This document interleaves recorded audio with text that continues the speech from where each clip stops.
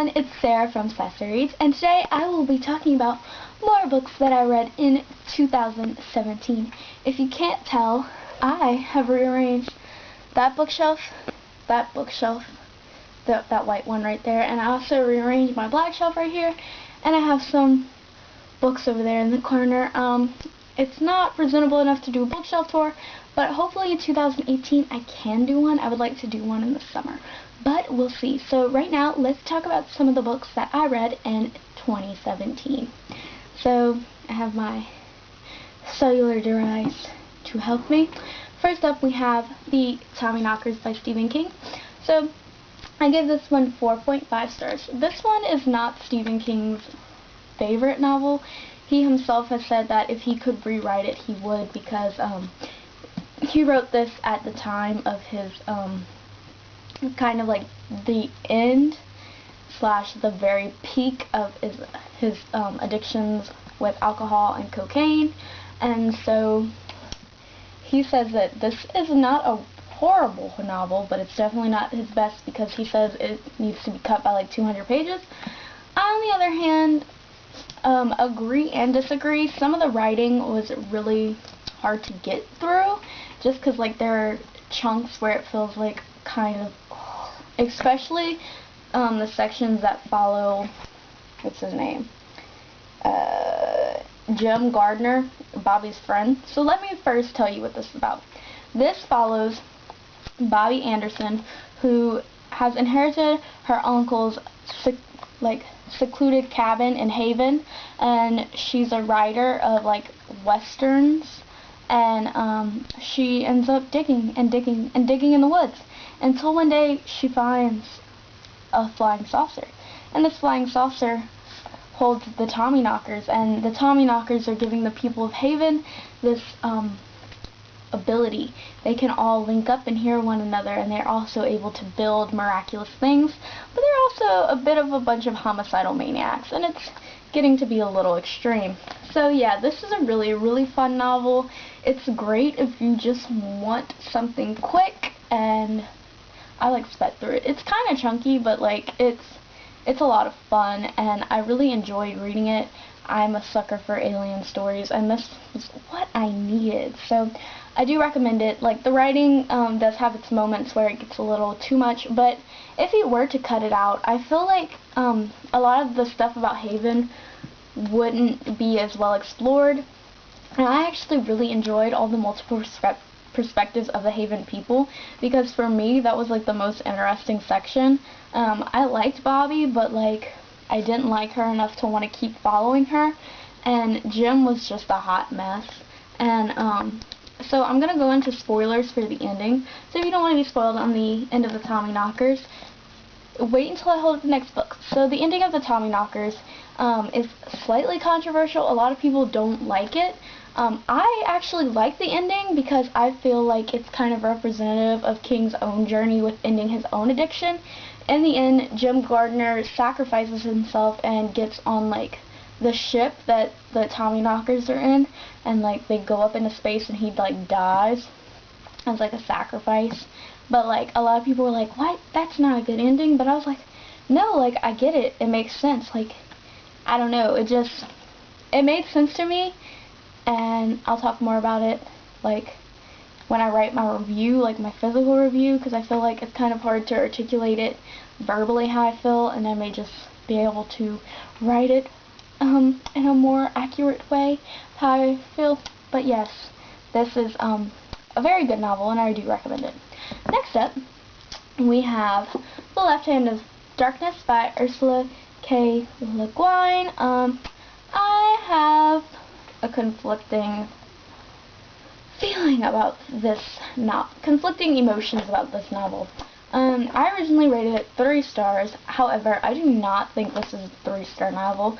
To me, now after much reflection, this is more like a 1.5, 2-star novel. And I'll tell you why. The premise is completely fascinating. Like, it follows Jinli Ai, who works for the Ecumen of known worlds, and he has to go to Gethin, which is like this ice planet, where the inhabitants of this planet, the Gethians, they are a sexless species, and so they go into Kimmering every like 3 months, and when they go into Kimmering, that's when their sex comes out, but the sex is never the same, so sometimes they're male, sometimes they're female, but they're never they're like never one specifically, unless they choose to be one, and then they're labeled as a pervert, and generally he's like seen as a pervert for the majority of the novel, because like, oh, they're like, he has only one gender, like, that's not okay, and it's like really funny and kind of interesting take on gender, but also at the same time, like, my favorite part of this novel was the focus of like when Jinli is taken to a concentration / internment like camp, and it's very reminiscent of World War II as well as Soviet Union trains, and so like in the cattle cars, and it was like really a lot, but like I loved it because I felt like it was taking a part of our history and putting it onto another planet, and I love that.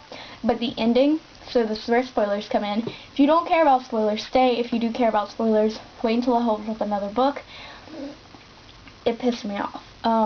Jinli ends up becoming friends with gosh, I don't even know his name. I've kind of just blocked it off from my memory because it made me so freaking angry. Oh, it really, like when I tell you, his name is Eric. No, yes, his name is Eric, but he goes by East Raven, or Est Raven, something like that. Well, him and Jinli form like this slightly romantic relationship, or like this deep infatuation with each other, and he's killed off, right? And so like him being killed off becomes like a catalyst, and I hate when writers do that. For example, if you've seen The Walking Dead and they kill Beth off, so she's a catalyst for Daryl's own emotional and story arc, and that's BS. I think that's cheap writing. I think that to create a full circle story arc but not actually finish your full circle arc is shit writing. And I don't want to say that word, but there's no other word to describe that, and I'm so angry about that book. Okay, on to the next book. So next up I have Pictures of Hollis Woods by, actually I don't know who this is by. This is by Patricia Riley Giff.